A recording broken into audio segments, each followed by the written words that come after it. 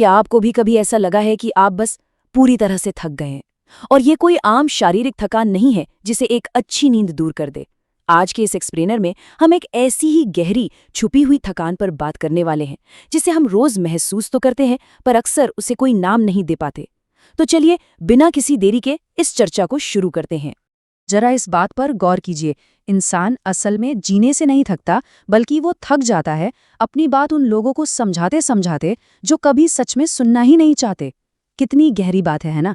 ये सिर्फ थकावट नहीं है, ये एक ऐसा अकेलापन है जो हमें अंदर से पूरी तरह खाली कर देता है। ये नॉर्मल थकान से बहुत बहुत आगे की चीज है। और सबसे अजीब बात क्या है, आप चाहे 8 घंटे की गहरी नींद ले लें या किसी खूबसूरत बीच पर छुट्टियां मनाएं, ये भारीपन नहीं जाता।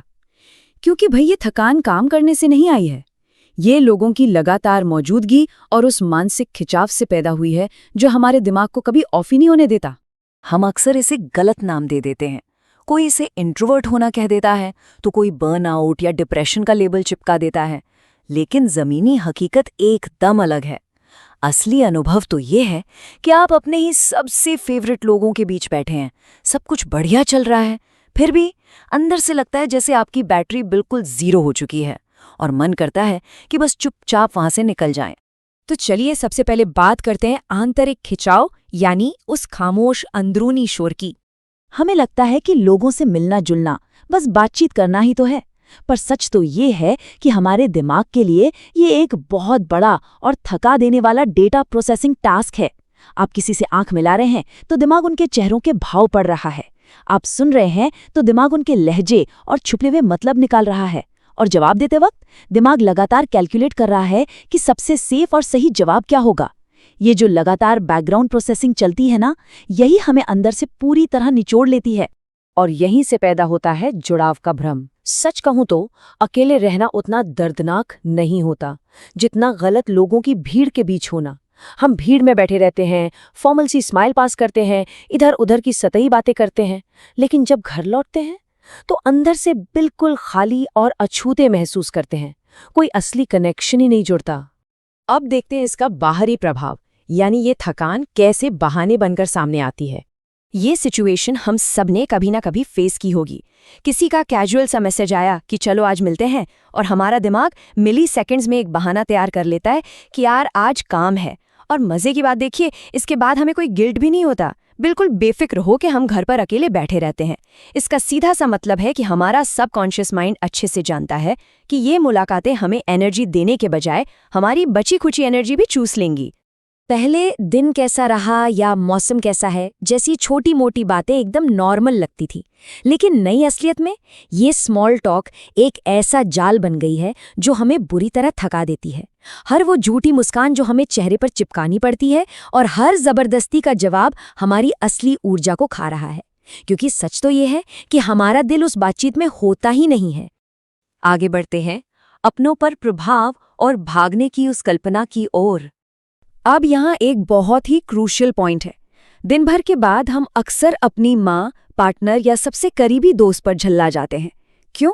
इसलिए नहीं कि हमें उनसे कोई नफरत है, बल्कि इसलिए क्योंकि बाहरी दुनिया के सामने खुद को मजबूत दिखाते दिखाते हमने अपनी सारी इमोशनल एनर्जी खर्च कर दी है।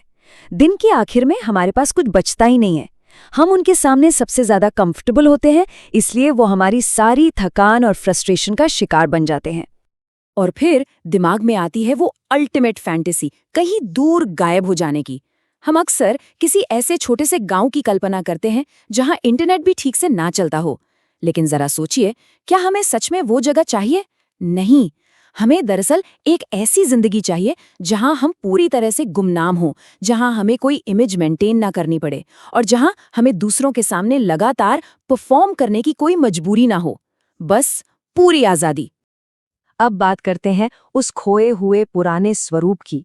आखिर वो गया तो गया कहाँ? ये एहसास सच में बहुत भारी होता है। कभी कभी हमें खुद के ही उस पुराने वर्जन की याद आती है जो दोस्तों की महफिलों की जान हुआ करता था, जो कभी किसी का फोन इग्नोर नहीं करता था।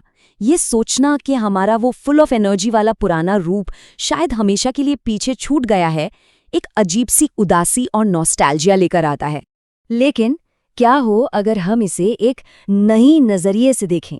जहां ये कोई कमजोरी नहीं बल्कि स्पष्टता है। और ये बात इस पूरे कंसेप्ट को बहुत ही शानदार तरीके से समझाती है। ये जो थकान है ना, ये लोगों से नफरत करना नहीं है, इसे कहते हैं सिलेक्टिव एनर्जी यानी चुनिंदा ऊर्जा। हमारा माइंड अब इतना क्लियर हो चुका है कि वो गलत लोगों या गलत जगहों पर खुद को थकाना ही नहीं चाहता। ये हमारी बाउंड्रीज का एक बहुत ही हेल्दी डेवलपमेंट है। इस बात को हमेशा याद रखिए, चुनिंदा होना कोई कमजोरी नहीं है, ये एक स्पष्टता है। आप अंदर से टूटे नहीं हैं, आपने अपनी सोशल स्किल्स नहीं खोई हैं, बल्कि आपको बस ये रियलाइज हो गया है कि अब आपको हर किसी के लिए हर वक्त अवेलेबल नहीं रहना है। ये एक मेंटल क्लैरिटी है, कोई बीमारी नहीं। तो फिर इसका असली उपाय क्या है? खुद को जबरदस्ती वापस उसी भीड़ में धकेलना बिल्कुल नहीं है। सच्ची हीलिंग का मतलब है अपने सर्कल को छोटा रखना, लेकिन ऐसे कनेक्शंस बनाना जो एकदम असली हों। बहुत सारे लोगों से सतही रिश्ते रखने से लाख गुना बेहतर है कि कुछ चुनिंदा रिश्तों में सच्ची गहराई और अपनापन हो। तो अब हम इस एक्सप्लेनेटर के आखिर में आ गए हैं और मैं आपको एक सवाल के साथ छोड़ना चाहता हूँ। क्या इस सिलेक्टिव एनर्जी को एक्सेप्ट कर लेना ही सच्ची शांति की तरफ हमारा पहला और सबसे जरूरी कदम है?